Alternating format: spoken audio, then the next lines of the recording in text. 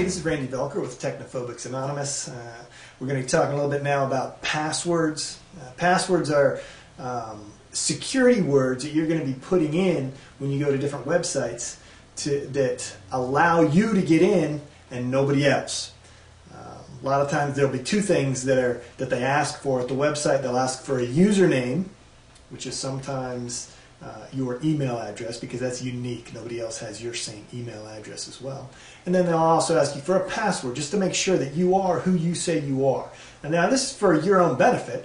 Other people are not going to be able to impersonate you and jump in there, for instance, and go to your bank account or to go to Amazon.com and order things using your credit card, or go to... so passwords are fairly important. A couple things we need to remember about passwords. You don't ever want to give your passwords to other people. Right? They are your unique password, and you want to make sure that nobody else finds out about them. So don't type them while other people are watching. Right? It's one of the main things. You just don't want people to know what your password is. If the computer asks you, do you want to save your password?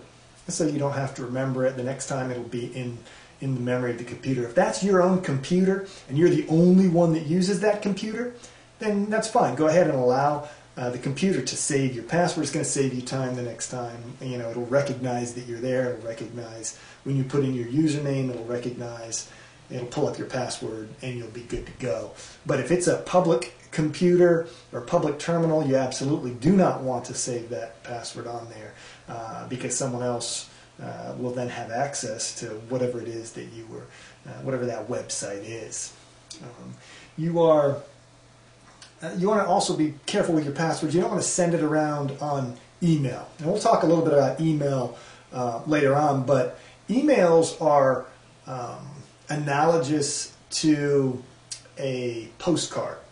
When you wouldn't put your password on a postcard and mail the postcard to somebody else. Hey, this is what my password to my bank account is.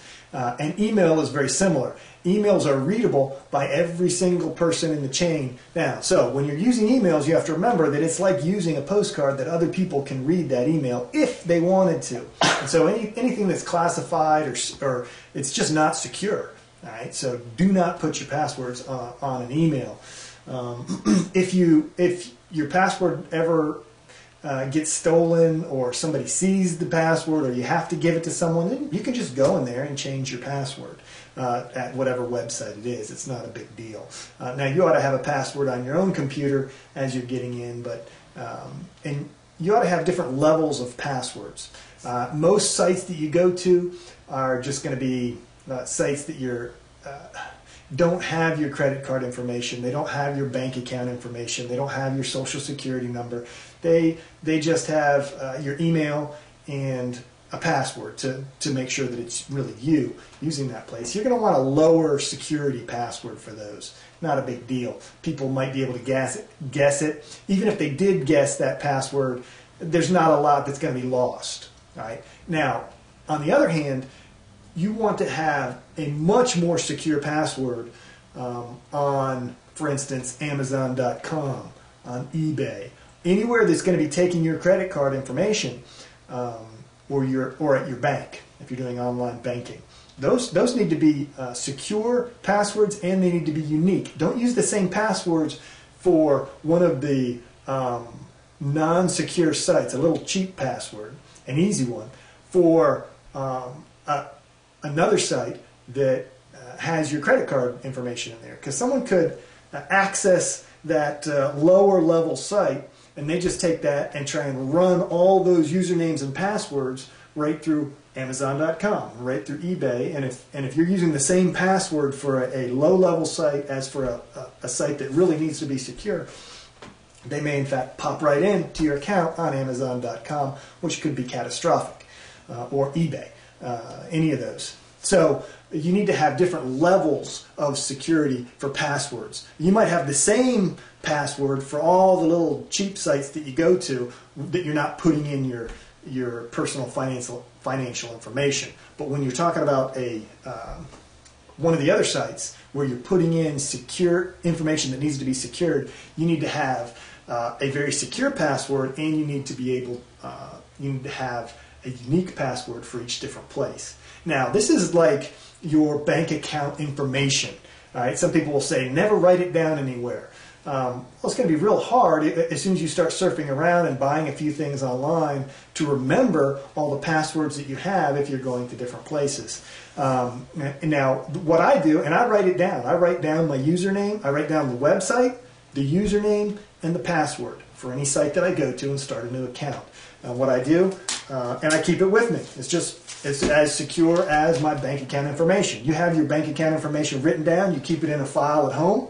Okay, if someone breaks into your house and gets that information, so be it, they'll have it. And it's basically the same with your password information as well. You need to make sure that that your password information, and I just keep it right here and just keep on, as I go to more websites, I put more usernames, passwords, and I keep it with me so that I always have access to those.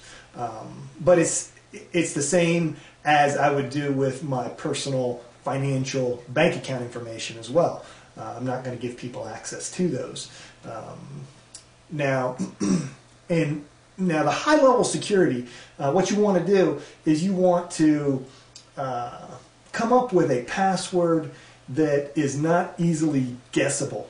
Right? This is for the more secure password. And what you need to do is you need to come up with a phrase in your mind that you like, whatever it is. Hopefully it's at least 8 words long. For instance, something like, when in the course of human events. It's an easily rememberable phrase. And what you'll do is you'll take the first letter of each one of those words, and that will form your password. So your password would be something like WITCOHE, when in the course of human events.